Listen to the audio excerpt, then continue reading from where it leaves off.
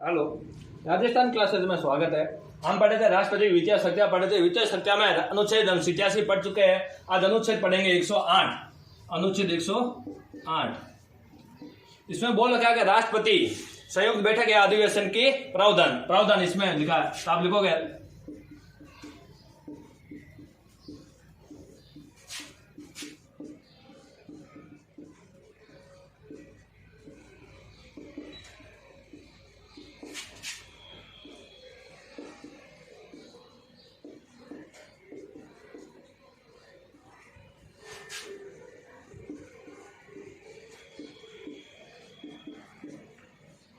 केवल राष्ट्रपति द्वारा संयुक्त बैठक या अधिवेशन का प्रावधान। तो हमें संयुक्त बैठक या अधिवेशन का प्रावधान किस देश से ले गया, तो आप बताओगे प्रावधान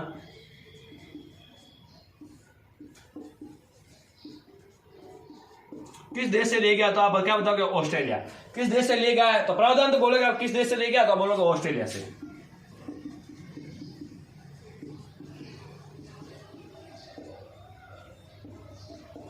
अब संयुक्त बैठक या अधिवेशन कौन बुलाता है, तो आप बताओगे कौन, राष्ट्रपति बुलाता है।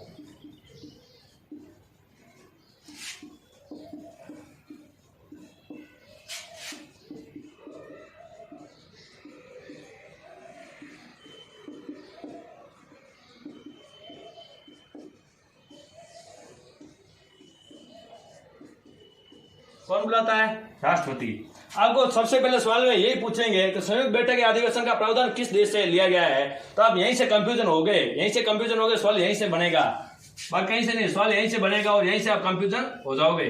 तो आप इसका आंसर याद रखना, ऑस्ट्रेलिया से ले गया संयुक्त प्रावधान। कहां से ले गया संयुक्त बैठक या अधिवेशन का प्रावधान, तो बताओगे ऑस्ट्रेलिया से ले गया है। अब संयुक्त बैठक क्यों बुलाया जाता है, किन परिस्थितियों में बुलाते हैं। अगर दोनों सदनों में मतभेद हो जाए क्या, तो आप लिखोगे नोट में लिखोगे, आप नोट में लिखो, दोनों सदनों में मतभेद होने पर या गतिरोध उत्पन्न होने पर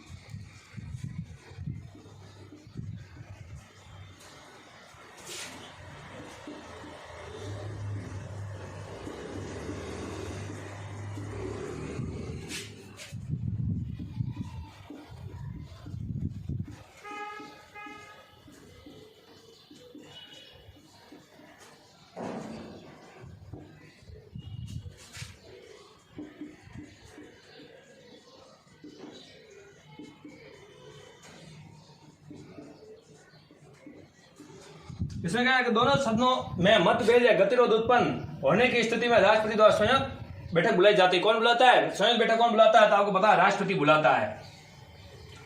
संयुक्त बैठक को या अधिवेशन को दोनों क्या सेम ही जाएगी, कौन बुलाता है, राष्ट्रपति द्वारा बुलाई जाती है। तो अब आगे इसमें लिखोगे आप किन परिस्थितियों में राष्ट्रपति द्वारा संयुक्त बैठक या अधिवेशन बुला सकते हैं। तो आप पहले हम लिखोगे, अगर किसी एक सदन में, ऐसे मैं पहले आपको समझा देता उसके बाद लिखना है। अगर किसी एक सदन में क्या होता है, विधेयक पारित हो जाता है, एक सदन में पारित होता है, दूसरा सदन में पारित नहीं होता है, तो राष्ट्रपति द्वारा संयुक्त अधिवेशन बुला सकता है। या एक विधेयक, एक सदन में विधेयक पारित हो गया, दूसरे सदन क्या उसको असहमत कर दिया, सहमति उस पर नहीं दी, तो भी संयुक्त अधिवेशन बुला सकता है। या कोई ऐसा मतलब एक लोकसभा ने पारित कर दिया या राज्यसभा ने पारित कर दिया, तो दोनों में एक सदन पारित करता है, एक सदन उसको अस्वीकार करके या उसको रोक लेता है, तो क्या होता है, अधिवेशन बुलाता कौन, राष्ट्रपति। तो आप लिखोगे आगे फर्स्ट में लिखो, एक सदन द्वारा पारित प्रस्ताव को दूसरा सदन अस्वीकार कर लेता है तो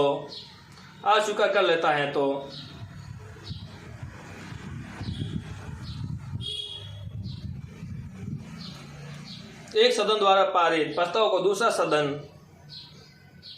अस्वीकार कर लेता है तो राष्ट्रपति द्वारा संयुक्त बैठक या अधिवेशन बुला सकता है। First point. सेकंड में लिखो, एक सदन ऐसा कोई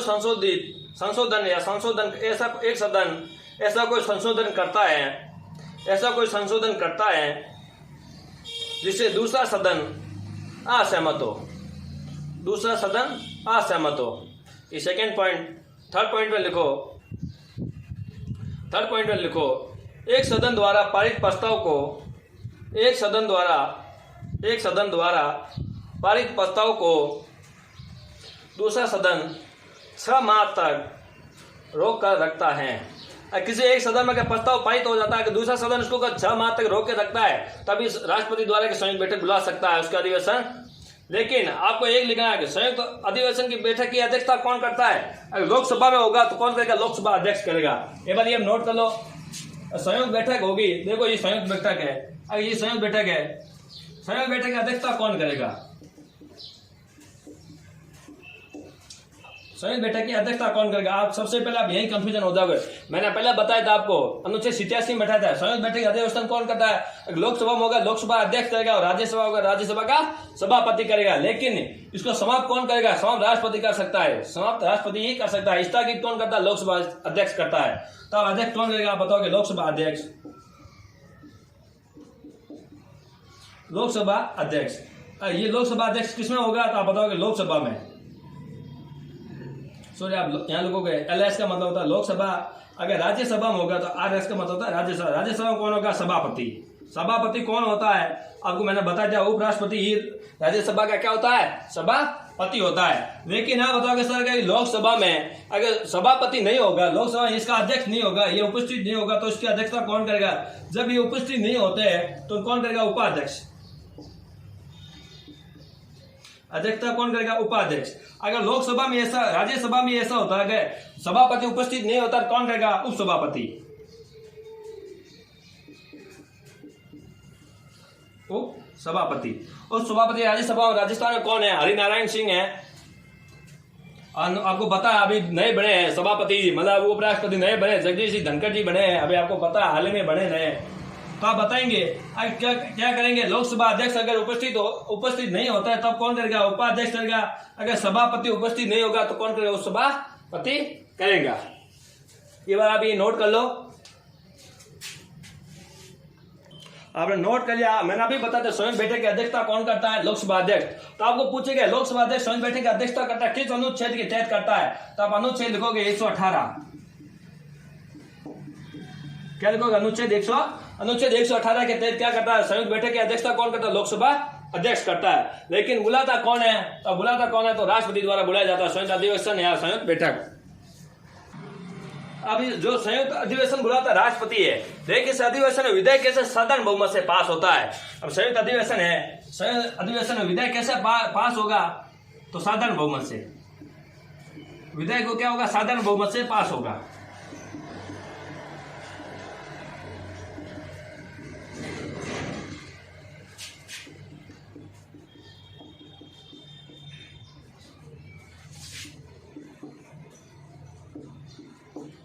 संयुक्त अधिवेशन के विधेयक को कैसे पास करेंगे, तो आप बताओगे साधारण बहुमत से। लेकिन इसमें हम किस पर संयुक्त बैठक बुला सकते हैं, किन किन विधेयकों पर बुला सकते हैं, तो आप पहले बताइए वित्त विधेयक,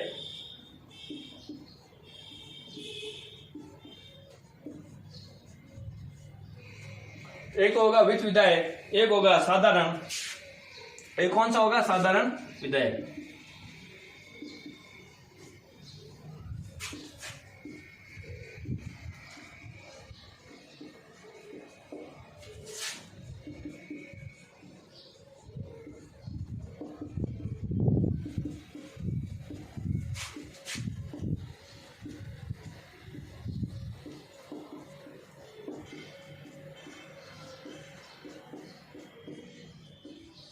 तो क्या करो आगे, पहले तो बताएगा विधेयक किस से पारित होता है, तो आप बताओगे साधारण बहुमत से पारित होगा।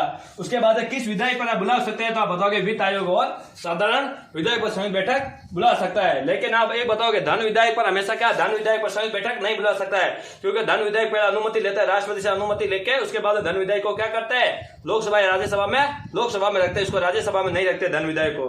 तो आप नोट लगा के लिखोगे धन विधेयक का संविधान संशोधन विधेयक पर, नोट लिखा के लिखोगे धन विधेयक का संशोधन, संविधान संशोधन विधेयक पर संयुक्त बैठक नहीं बुलाई जा सकती है। आगे लिखोगा, इसमें लिख दो, नोट में लिख देना।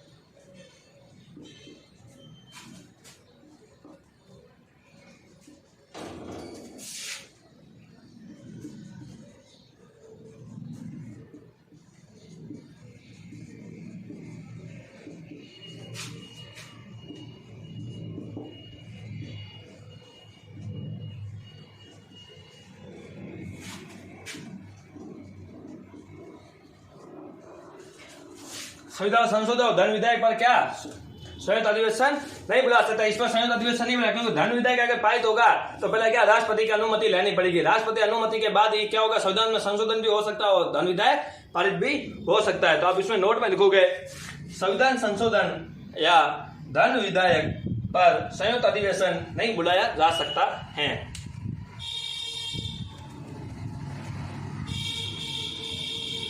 आगे राज्यसभा में होगा, राज्यसभा सभापति संयुक्त अधिवेशन की क्या अध्यक्षता नहीं कर सकता है। कौन नहीं कर सकता है? सभापति, राज्यसभा का सभापति। अगर संविधान अगर होता संशोधन तो इसमें कौन नहीं कर सकता है अध्यक्षता? तो राज्यसभा का सभापति।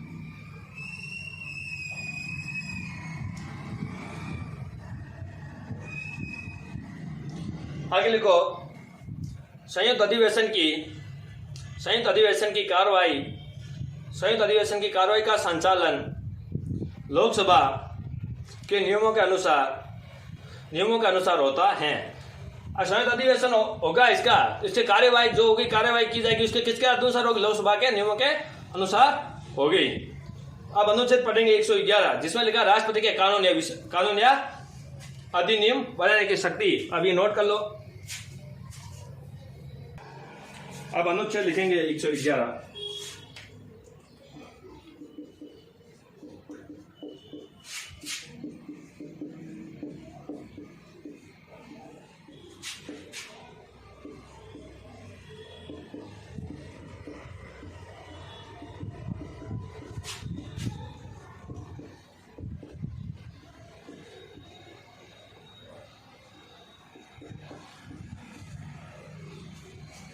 इसमें बोला राष्ट्रपति को कानून बनाने की शक्तियां।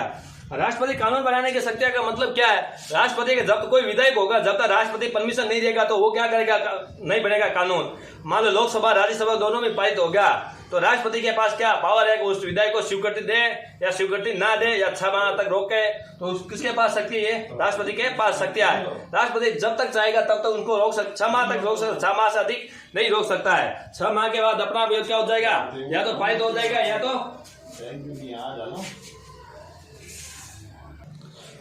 तो राष्ट्रपति का इसका राष्ट्रीय कानून मतलब राष्ट्रपति का वीटो। तो अब इसमें क्या बोलेगा? राष्ट्रपति का वीटो शक्तियां होती है राष्ट्रपति के पास। भारत के राष्ट्रपति के पास वीटो की शक्तियां कितनी है? 3 प्रकार की।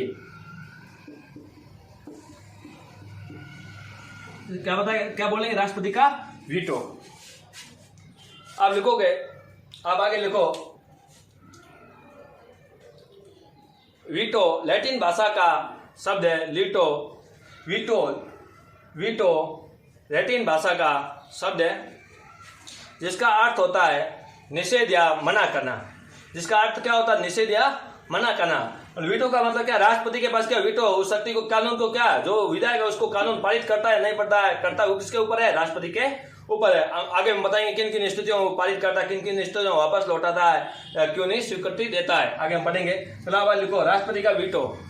लिखो वीटो लैटिन भाषा का शब्द है जिसका अर्थ होता है निषेध करना, निषेध या मना करना। और राष्ट्रपति के हस्ताक्षर के बाद कोई विधायक क्या बनेगी? स्वीकृति, तभी बनेगा कानून। तो आप इसे लिखो, आगे लिखोगा